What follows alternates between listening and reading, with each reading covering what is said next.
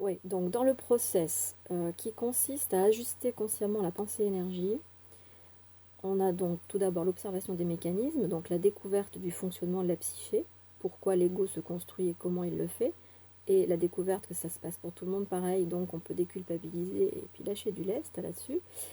Et donc on va rentrer donc par cette découverte des mécanismes et par leur observation. J'allais oublier, c'est super important. On va observer dans son quotidien comment les mécanismes se mettent en œuvre dans notre comportement, dans nos pensées, dans nos actions, et dans nos sentiments, dans nos émotions. C'est-à-dire comment les mécanismes qui prééminent à l'action et à la pensée font que la pensée et l'action se produisent. Et ça, on va devenir un gros observateur de ces pensées, de ces actions, de ces sentiments, de ces émotions, et voir de plus en plus concrètement derrière quels sont les mécanismes qui mettent ça en marche, quoi. Donc plus on va faire ça, plus on va développer une rationalité qui va devenir de plus en plus précise, de plus en plus juste, et plus on va rentrer dans une justesse de rationalité, et plus on va rentrer dans l'acceptation de ce qui est. Déjà, on aura pas mal déculpabilisé en découvrant qu'on a tous les mêmes mécanismes de la psyché, donc on arrêtera de se dire qu'on est le seul à déconner, et que du coup, c'est beaucoup plus facile à encaisser, notre façon de souffrir, et d'en chier, quoi.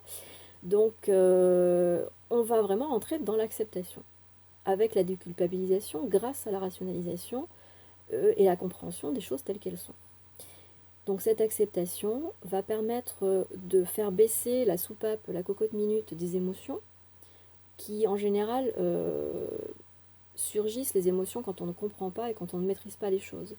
Donc quand on ne comprend pas et quand on ne maîtrise pas les trucs, on est submergé et puis on a tendance un peu à exploser et à produire des choses qu'on regrette et dans lesquelles on se sent très mal et qui nous créent beaucoup de souffrance qui peut durer dans le temps.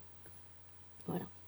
Et donc quand cette acceptation commence à s'installer de plus en plus précisément et de plus en plus efficacement, on va assister à l'émergence de ce qui fait partie de la pensée énergie et qui est la partie énergie, c'est-à-dire l'émergence de la volonté.